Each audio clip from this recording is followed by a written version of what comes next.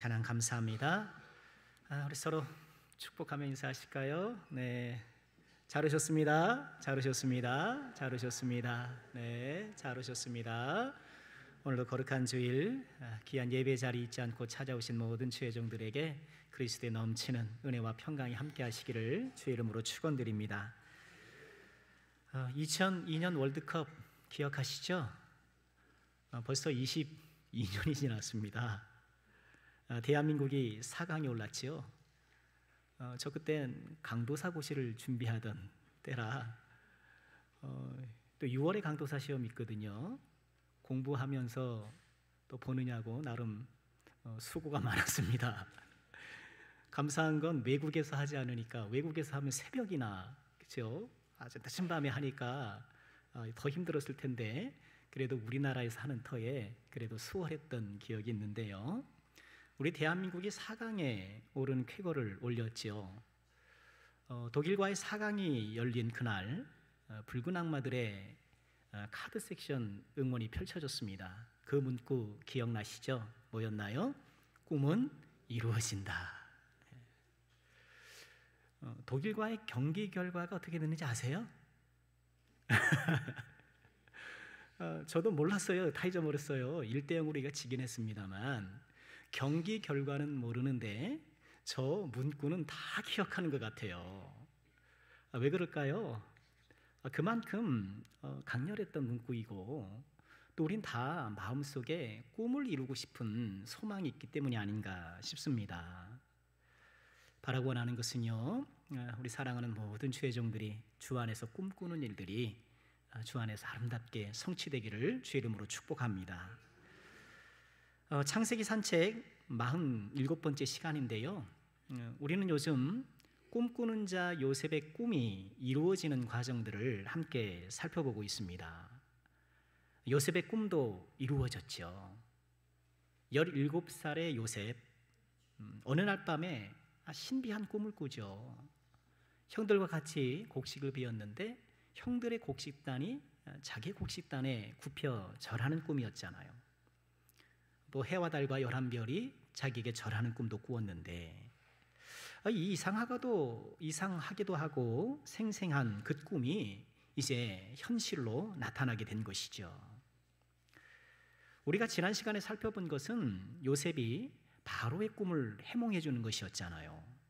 그 꿈은 7년 풍년과 또 연이은 7년 흉년의 꿈이었습니다. 요셉의 명쾌한 해몽 때문에 바로는요, 이와 같이 하나님의 영에 감동된 사람이 또 있겠느냐라고 말하면서 요셉을 전국을 다스리는 총리로 세웁니다. 아주 전격적인 결정이에요.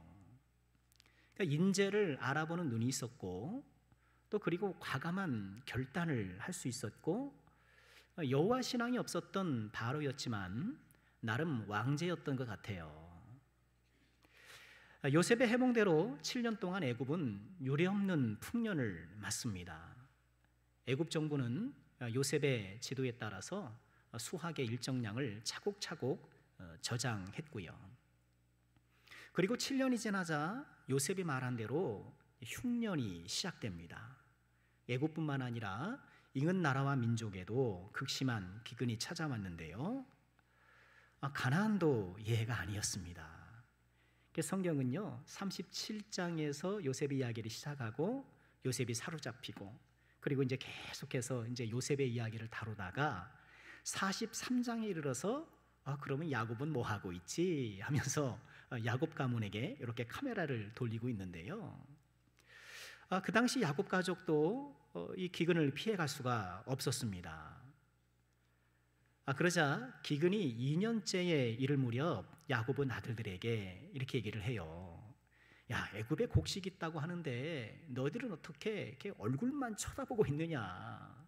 그러지 말고 얼른 저 애굽으로 달려가서 곡식을 좀 사와라.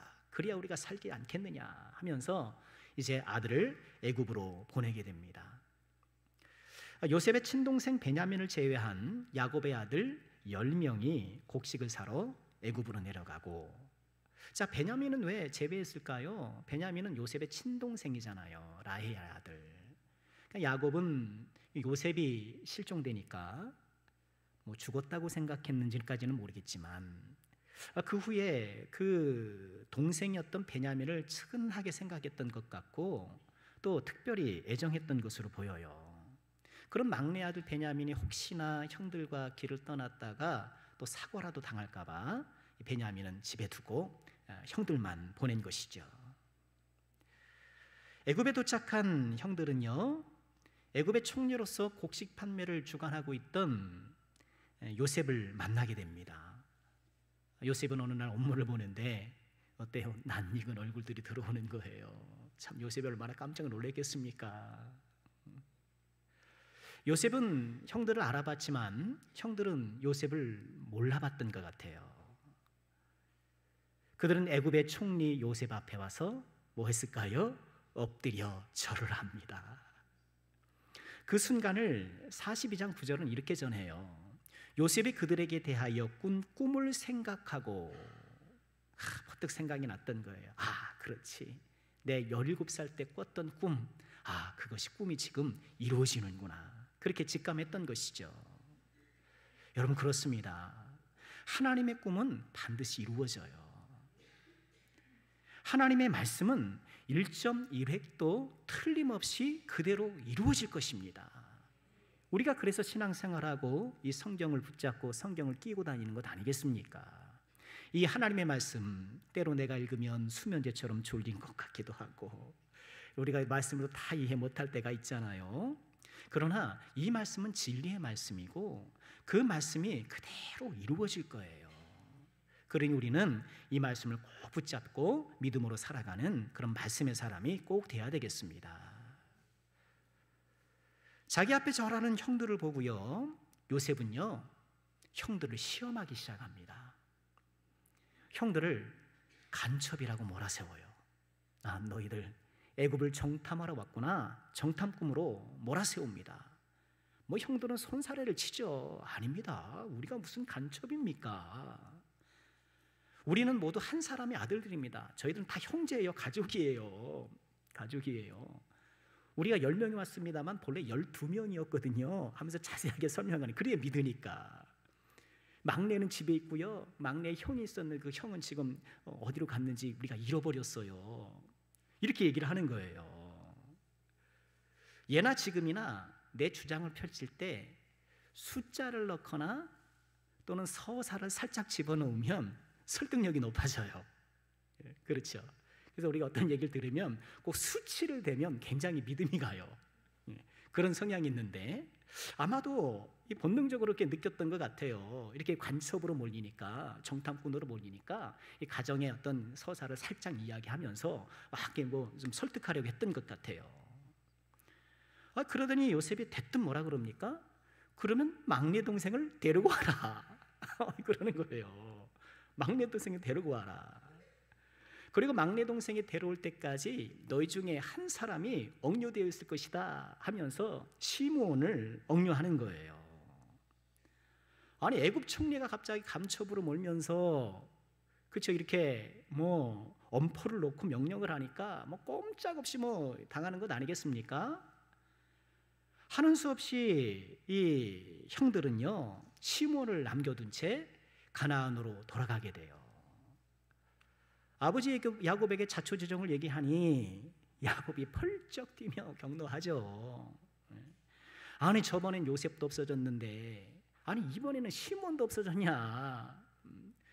그리고 나서 이제 베냐민도 지금 어떻게 될지 너희들 빼앗아 가라는 것 아니냐. 어떻게 너희들이 함께 가면 하나씩 사라져서 오느냐. 그렇죠. 아버지 입장에서는 참 기가 막힌 거예요. 너네 다 같이 가서 하나씩 잃어버리고 오느냐. 베냐민을 애정했던 이 야곱은요 이 아들들의 요청을 거절합니다. 이런저야 거절해요. 큰아들 루벤이 말합니다. 아버지, 우리가 베냐민 데리고 오지 못하면은요 제 두 아들을 죽이세요. 막 이렇게까지 얘기를 해요. 그런데도 뭐 이런지하에 거절합니다. 그러는 사이 시간이 흘러서 애굽에서 사온 곡식이 다 떨어지고 또 야곱은 하는 수 없이 애굽에 곡식을 사러 갔다 와라 라고 얘기를 하지요. 근데 아들들이 뭐라 그러겠습니까? 우리 가면 못 삽니다, 아버지. 베냐민 데려가야 살 수 있지. 그리 가봐야 소용이 없습니다. 그때에 유다가 나서서 아버지를 설득해요. 43장 9절에 이렇게 얘기를 해요. 아버지, 제가 그를 위해서 담보가 되겠습니다. 만약 데리고 오지 못하면 내가 영원히 죄를 지겠습니다. 유다가 나서는 거예요. 이에 야곱이 결단을 할 수밖에 없는 거예요. 곡식도 떨어지고 있으니까. 14절에 보면 전능하신 하나님의 은혜를 구하면서 내가 자식을 잃으면 이르리라 하면서 야곱이 베냐민을 함께 보내게 돼요. 베냐민과 이 요셉의 형들 이 11명이 이제 애굽으로 내려가서 다시 요셉 앞에 서게 되지요. 요셉이 이들을 친절하게 대우합니다. 극진하게 자기 집으로 모시고 발을 씻겨주고 식사를 막 대접해줘요. 너희가 말하던 그 노인은 안녕하시냐? 아직 생존하시냐? 이렇게 아버지의 안부를 묻고요. 또 이렇게 베냐민 자기 친동생이잖아요. 베냐민을 보니까 마음이 막 울컥울컥 하는 거예요. 안 그렇겠습니까? 그러니 식사하는 중간에 요셉이 뛰쳐나와서 자기 방으로 들어가서 울고 나옵니다. 요셉은 마음을 진정시키고 이튿날 이제 형과 베냐민을 떠나는 이 길에 또 그들이 시험을 해요. 어떤 내용인가요? 베냐민의 자루에다 배낭에다가 은잔을 하나 집어넣습니다. 그리고 그들은 아무것도 모른 채 가나안을 향해 떠나지요. 대접도 잘 받았겠다. 곡식도 구매했겠다. 얼마나 기분이 좋았겠습니까? 그런데 한 주막에 이르렀을 때에 요셉의 청지기가 불이 나게 달려오는 거예요. 너희들이 어떻게 그럴 수 있느냐? 우리 주인이 너희에게 그렇게 은혜를 베풀었는데 감히 도둑질을 해? 몰아세우는 거예요. 은잔을 훔쳐갔어 너희들이. 요셉의 형들은 완강히 부인하죠. 아니, 우리 그렇지 않았습니다. 그런 일 없습니다. 만약 그 은잔이 발견되는 사람이 있다면 그 사람은 죽을 것이고요, 우리 다 당신들의 노예가 되겠습니다. 이렇게 장담하는 거예요. 곧 짐수색이 벌어지고 베냐민의 자루에서 은잔이 발견되고 말아요. 성경을 보면 요셉의 형들이요 옷을 찢습니다. 그 지역의 문화가 그래요. 속상하고 원통한 일이 생기면 옷을 찢는 이런 문화인데요. 참담한 심정으로 요셉의 형들이 다시 요셉 앞에 불려와서 엎드리게 되었던 것이죠. 이런 상황 가운데에 이 형들의 대표격으로 유다가 요셉에게 간청하고 있는 내용이 오늘 우리가 읽은 본문의 말씀이에요. 좀 서론이 좀 길었는데, 오늘 말씀을 통해 우리에게 주시는 교훈은 무엇일까요? 한 3가지 묵상해 보고 싶은데요. 첫째는요, 은잔이 발견될 때 믿음이 드러난다는 거예요. 베냐민의 자루에서 은잔이 발견된 이 아주 황망하고도 난처한 상황, 이 자루에서 은잔이 발견된 그 순간에 이 형들의 본심과 형들의 믿음이 드러난 거예요. 요셉이 그걸 보고 싶었던 것이잖아요. 요셉이 형들을 뺑뺑이 돌리잖아요. 그렇죠? 뺑뺑이 돌려요. 형들을 시험하기 위해서. 여러분, 지금 이 시점에 요셉의 나이가 몇 살일까요? 39살이에요. 17살 때 노예로 팔렸고 30살이 되어서 총리가 되었고, 그리고 7년 흉년이 지나고 풍년이 지나고, 그리고 2년째 흉년. 그러니 39이에요. 형들한테 팔려서 헤어진 지 22년이 지나간 거예요. 그러고 보니까 월드컵 지나간 거랑 똑같더라고요. 22년이에요. 요셉은요, 지금 자기 앞에 와서 절하는 이 형들이 22년 전의 형들과 어떻게 다른지 보고 싶은 거예요.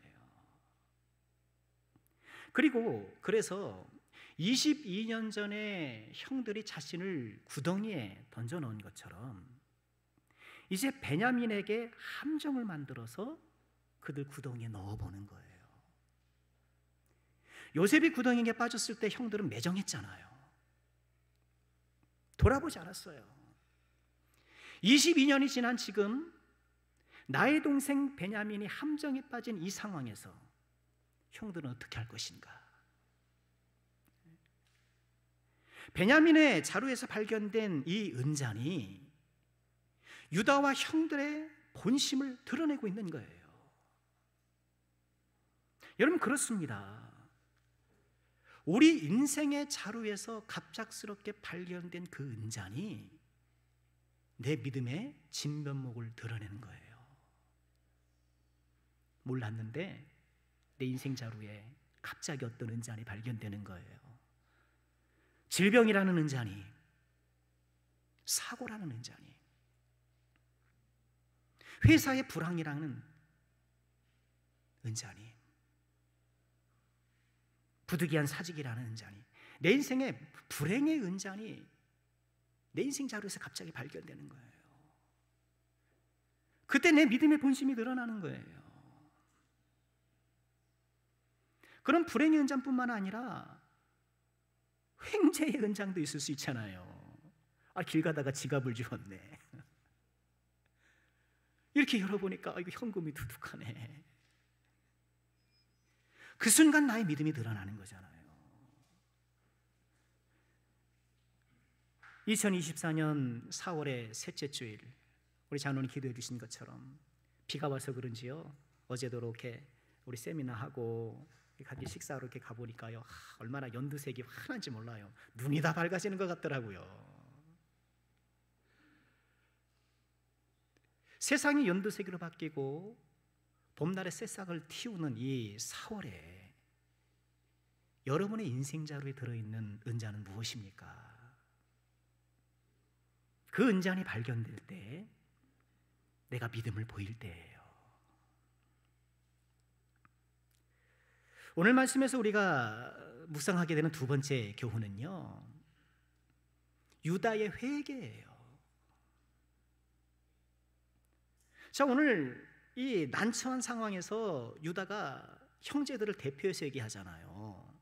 그러니까 유다, 이 야곱의 아들들의 장자는 루벤이지만 루벤은 좀 힘이 없어요. 아버지 침상을 더럽혔던 그런 전력이 있어서, 그래서 이 형제단의 실질적 리더는 유다예요. 그런데 오늘 이 유다의 이런 반응들을 보면 유다가 회개하고 있다는 것을 우리가 보게 되는 거예요. 사실 요셉의 형들은, 지금 요셉이 형들을 만나자마자 뺑뺑이 돌린다 그랬잖아요. 곡식구매를 위해서 애굽에 와서 당하게 된 이 고초가 오래전 동생을 팔아넘긴 일 때문이라는 그런 인식을 갖고 있었어요. 처음에 정탐꾼으로 몰리고 시므온을 인질로 사로잡겠다고 할 때에 42장 21절에 보면 그들이 서로 말해요. 우리가 아우의 일로 말미암아 범죄했다. 요셉이 이제 그 가나안 말을 모를 줄 알고, 자기들 말을 모를 줄 알고 자기들끼리 수덕수덕 한 거예요. 우리가 아우의 일로 말미암아 범죄하였다. 그가 우리에게 애걸할 때에 그 마음의 괴로움을 보고도 듣지 아니하였더니 이 괴로움이 우리에게 맺다. 그의 괴로움을 우리가 외면했더니만 이 괴로움이 우리에게 온 거야. 아마도 이들은 오랫동안 그런 죄책감에 시달렸겠죠. 순간 시기심에 화가 나가지고 동생 그래 팔았다 하더라도 아무리 그래도 좀 인간인데 죄책감이 없었겠습니까? 또 아버지를 속여 먹었잖아요. 그 22년 동안 이 10명에서 짬짬해가지고 그 비밀이 새어나가지 않도록 단단히 아버지를 결속했지 않았겠습니까? 어디 가서 친구들에도 말할 수도 없고, 그렇게 10명에서 이 엄청난 비밀을 간수하면서 아버지를 속여왔던 것 아닙니까? 그런 그것이 이제 드러나기 시작했다라고 생각하기 시작한 거예요. 특히 오늘 본문 앞선 16절에 유다가 이렇게 말을 해요. 유다가 말하되 우리가 내 주께 무슨 말을 하오리까? 무슨 설명을 하겠습니까? 우리가 어떻게 우리의 정직함을 나타내리까? 하나님이 종들의 죄악을 찾아내셨으니. 지금 베냐민의 자루에서 은잔이 나왔잖아요. 이 상황을 보고 지금 유다는 어떻게 인식하고 있는 거예요? 하나님께서 우리의 죄악을 찾아내셨구나. 여기서 말하는 죄악은 뭘까요? 여러분, 베냐민이 은잔을 숨긴 것은 아니잖아요. 자기들도 알잖아요. 베냐민이 도둑질했던 그것은 아니잖아요. 뭐겠습니까? 22년 전 우리가 동생을 팔았던 동생을 팔고 매정하게 그의 간청을 외면했고 아버지를 속여먹었던 그 죄악을 하나님께서 찾아내시는구나. 이 유다는 요셉을 팔아먹자고 제안했던 당사자잖아요. 요셉의 비극적 삶의 가장 큰 원인을 제공한 장본인이잖아요. 그런 유다가 이제 지금 22년 전 자신의 잘못을 깨닫고 하나님께서 그 죄악을 발견하심을 통해서 지금 나를 징벌하는구나, 우리를 힘들게 하는구나. 하나님의 징벌과 하나님의 계획 앞에 자신의 잘못을 인정하고 회개하기 시작하는 거예요. 특히 오늘 우리가 읽은 이 유다의 발언, 이 유다의 발언은요, 창세기에 나오는 한 개인의 발언 중에 가장 길다 그래요. 아브라함도 뭐 얘기를 하고 뭐 야곱도 얘기를 하고 뭐 얘기들을 많이 했을 것 아닙니까? 근데 창세기에 등장한 한 개인의 발언으로서는 굉장히 가장 긴 본문이라고 하는데요, 17절에 이르는 이 본문 가운데 아버지라는 단어가 16번 등장해요. 그러니까 유다의 발언 속에서는 아버지를 아프게 했고 아버지를 속였던 그 죄를 뉘우침이 깊이 담겨 있는 거예요.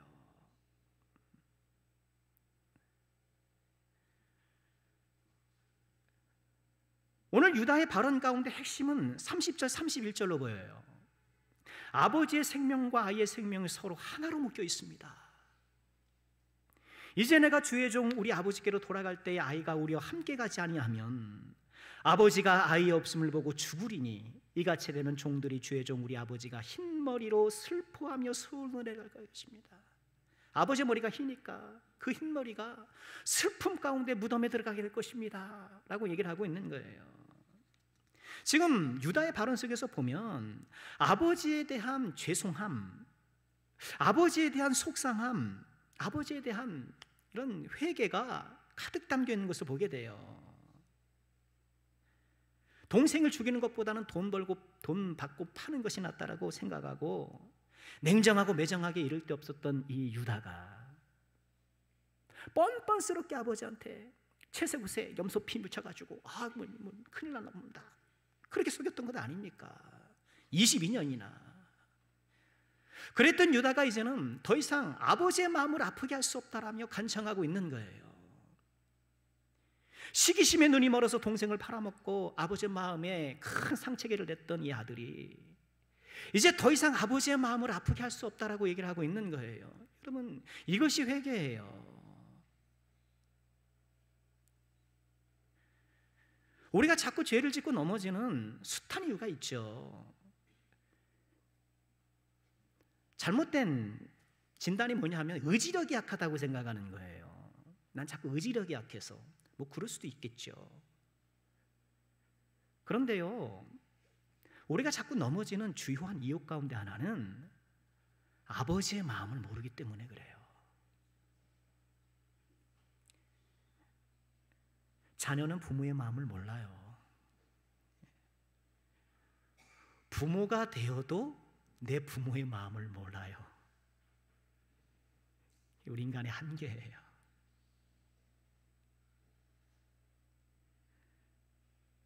하나님 아버지의 마음을 우리가 모르기 때문에 그래요. 탕자 보세요. 탕자. 아버지의 마음이랑 아랑곳하지 않지 않습니까? 유산 주세요. 흥청망청 쓰고 산거지가 돼서 돌아가는 거예요.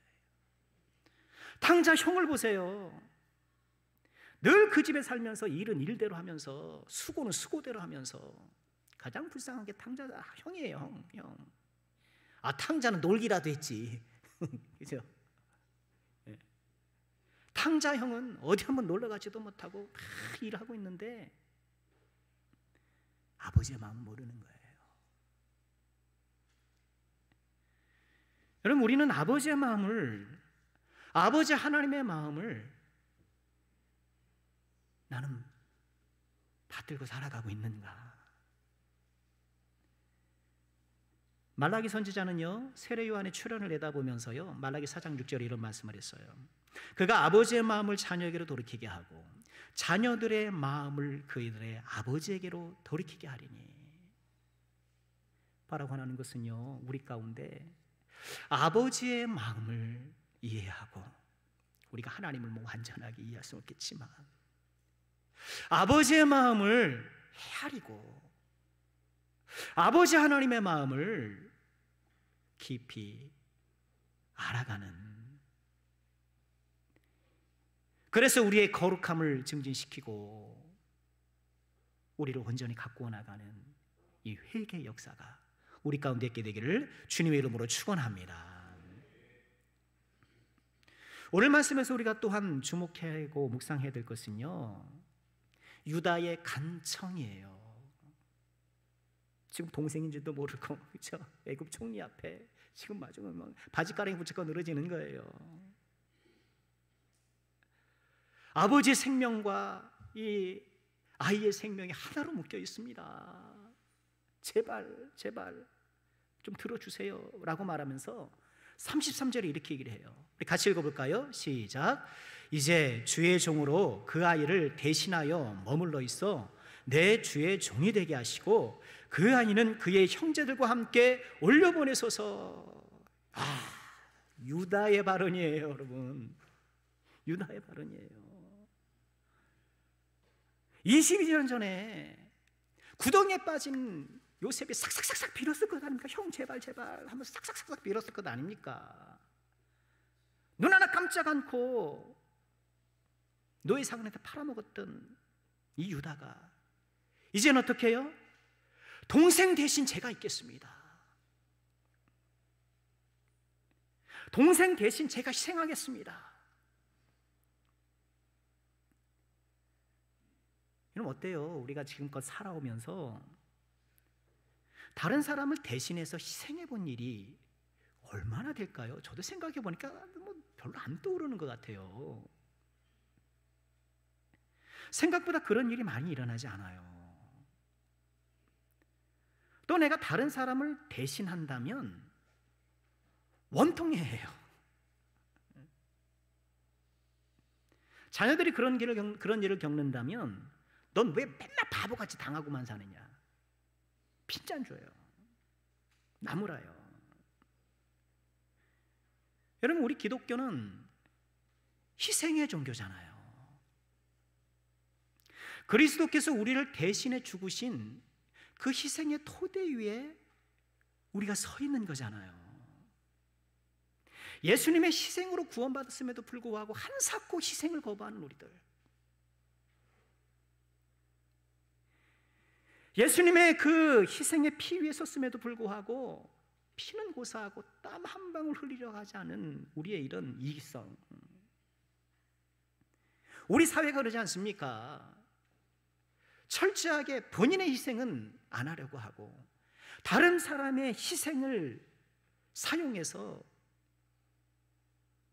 내가 더 이익을 얻으려고 하는, 여러분, 이런 사회 가운데에 우리는 신앙생활 비롯하여서 이 사회를 어떻게 살아갈 것인가, 우리 그리스도인들이 어떤 식으로 이 세상의 빛과 소금의 역할을 감당할 것인가, 우리가 빛과 소금의 역할을 감당해야 될 그 부분은 무엇인가, 우리가 고민하지 않을 수 없고 도전받지 않을 수 없는 부분인 거예요.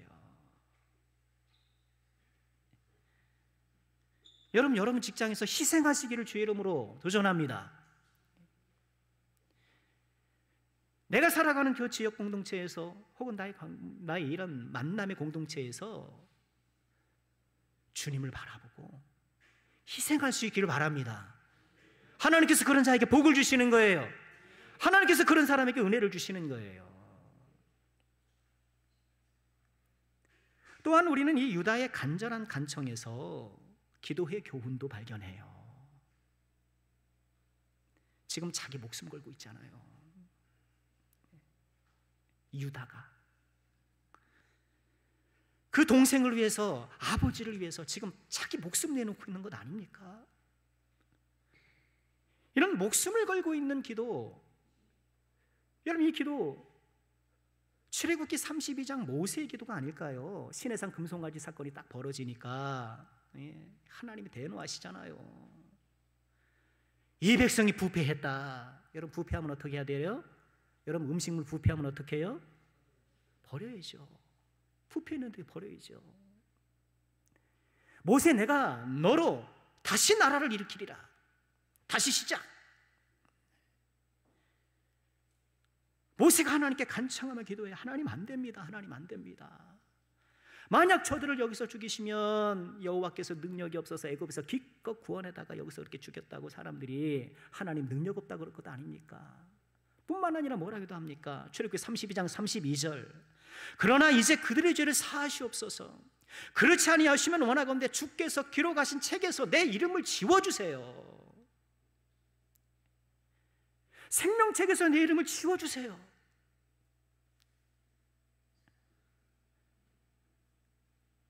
놀라운 기도 아닙니까?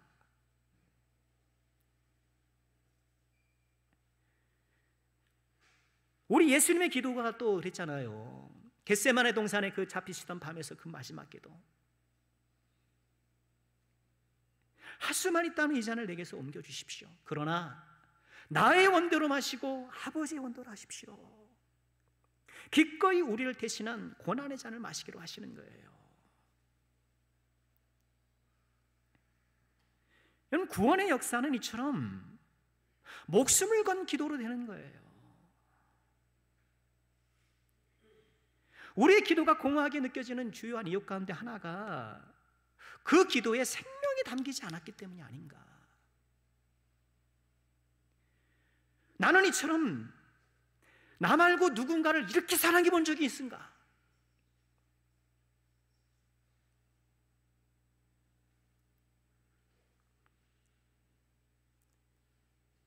지금 유다 참 놀라운 변화예요.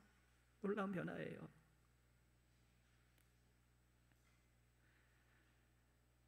동생 대신 제가 죽겠습니다. 제가 노예가 되겠습니다. 무슨 짓을 당할 줄 알고.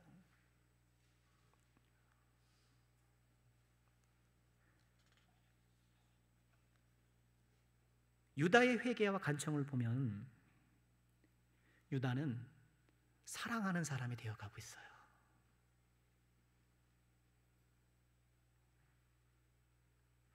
동생을 구덩이에 던져버리고 그 인생을 완전히 찌그러뜨렸던 그 형이, 아버지를 아프게 했던 그 유다가 회개하면서 어느덧 이 회개와 간청을 통해서 사랑하는 사람 되어가고 있더라고요. 이처럼 진심 어린 회개와 간절한 기도는요, 우리를 빚어가시는 하나님의 손길이에요. 사랑하는 사람을 만들어 가시는 거예요. 여러분 어때요? 우리는 사랑하는 사람인가? 나는 사랑의 사람인가?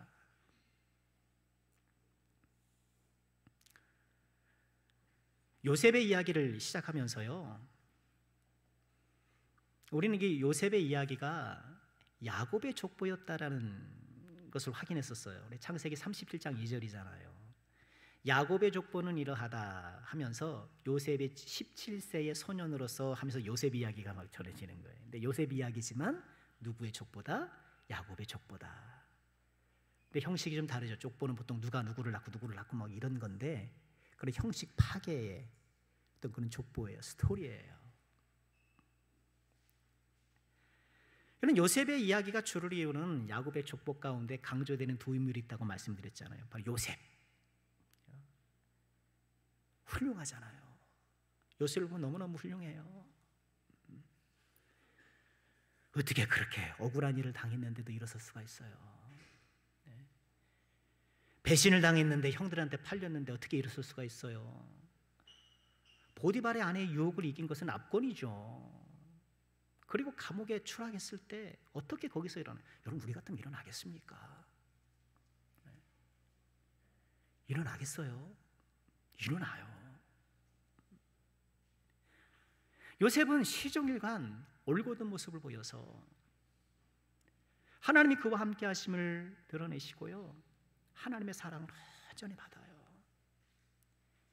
우리 사랑하는 모든 주의 종들이 요셉과 같기를 주의 이름으로 축원합니다. 야곱의 족보에 요셉과 더불어서 강조되는 또 하나의 인물 누구죠? 유다란 말이에요.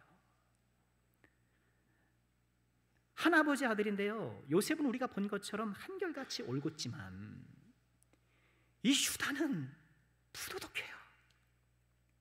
우리가 38장에서도 보았던 것처럼 성매매하고,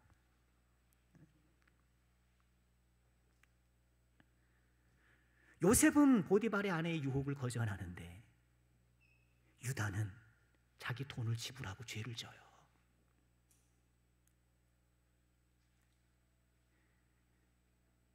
하지만 유다의 삶에서 우리는요, 이렇게 형편없는 유다를 빚어가시는 하나님의 은혜를 보게 되는 거예요.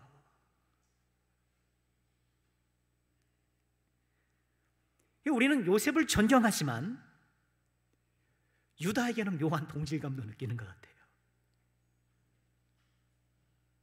이런 부도덕하고 또 이기심, 동생 팔아먹고 아버지 속여먹고 이런 형편없는 유다라도 하나님께서 회개시키시고 다른 사람을 대신하게 하는 그 강청의 사람으로 변화시켜 주시고, 이 하나님께서 유다를 성장해 하나님 아름답게 가꾸시고 그를 하나님의 사람으로 아름답게 빚어가시는 거예요.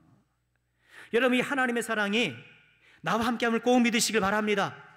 하나님께서 지금 유다를 회개와 기도를 통해서 하나님께서 기뻐하신 사람으로 아름답게 빚어나가시는 것처럼 오늘날 저와 여러분, 이 악하고 음란한 시대에 어쩌면 유다처럼 살아가는 우리를 향해서도 여전히 회개와 기도를 통해 우리를 만들어 가려고 하시는 것, 이 하나님의 은혜로운 손길에 나 자신을 맡겨드리고, 그래서 우리는 유다처럼 통렬하게 회개하고 또 유다처럼 변화하고 성숙하여서, 특별히 아버지의 마음을 몰랐던 이 유다가 아버지의 마음을 회복하고 아버지의 슬픔을 이해하고 이제는 아버지를 위해서 행동하기로 결단하는 것처럼